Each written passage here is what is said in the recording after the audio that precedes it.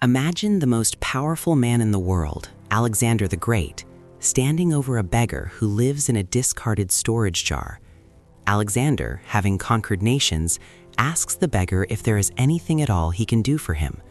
The beggar looks up, squinting against the bright Greek sun, and says, "Yes, stand out of my sunlight." That beggar was Diogenes of Sinope, the man who turned poverty into a weapon and philosophy into a way of life that shook the foundations of the ancient world. He was the original rebel, the philosopher who lived like a dog to prove that humanity had lost its way. This is the story of the man who owned nothing but possessed more freedom than any king. The story of Diogenes begins not in the gutters of Athens, but in a place of privilege and scandal. Born around 412 BC in the colony of Sinope on the Black Sea, Diogenes was the son of Hesius, a man who ran the local mint.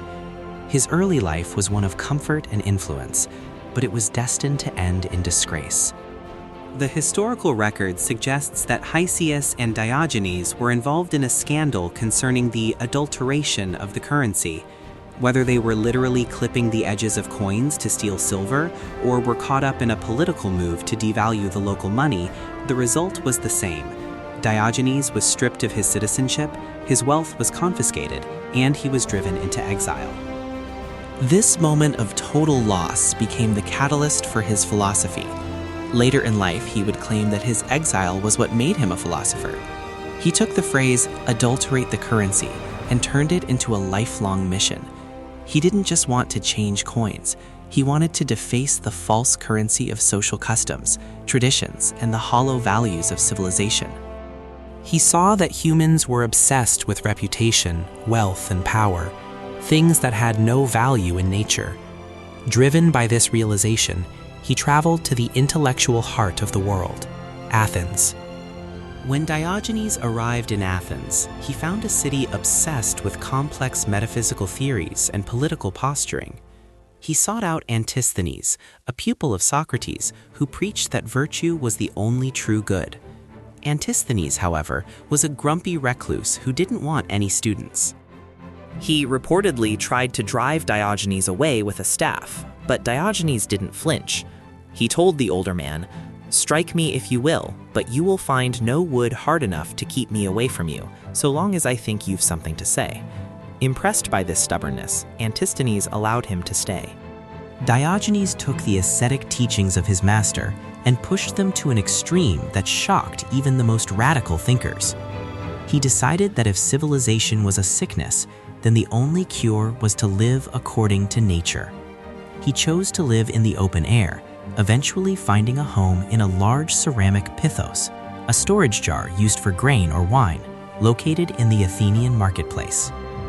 He walked barefoot in the snow, slept on the bare ground, and wore a single coarse cloak through all seasons.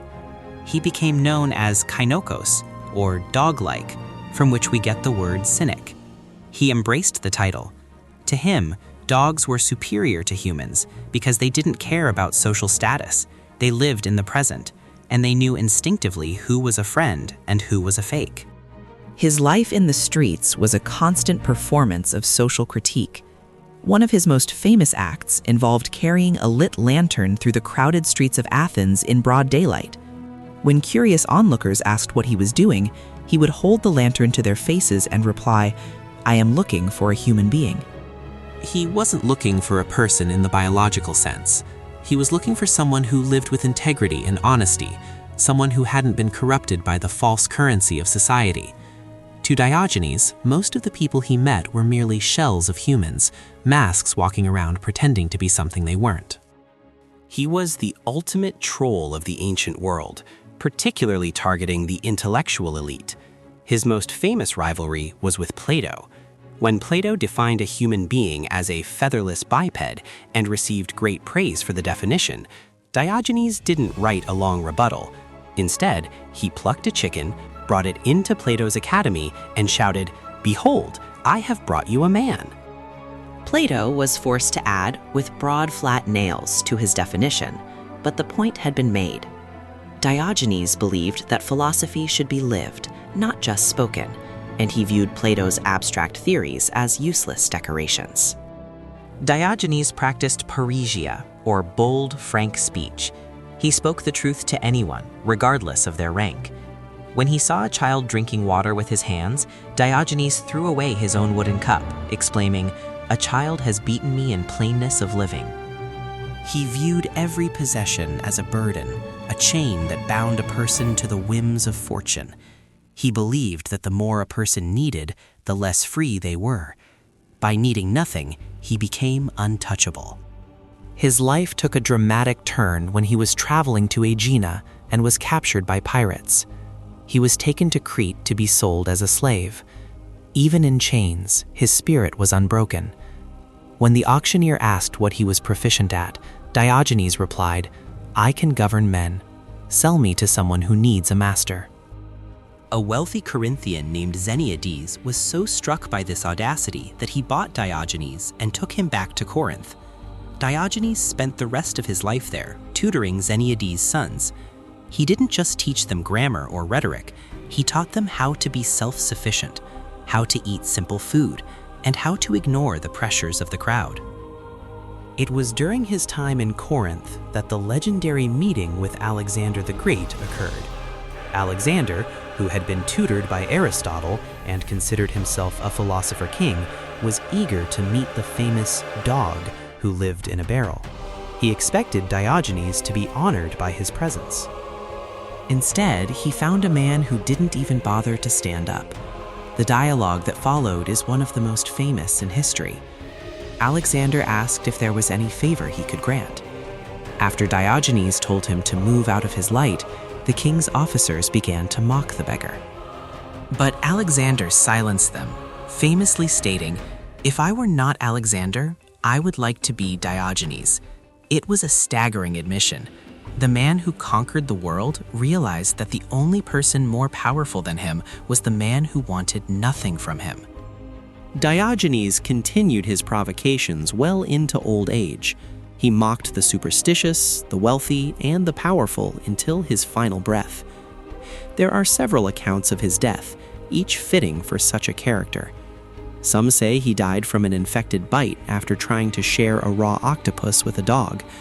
Others say he died from eating raw meat, or simply by holding his breath until he expired.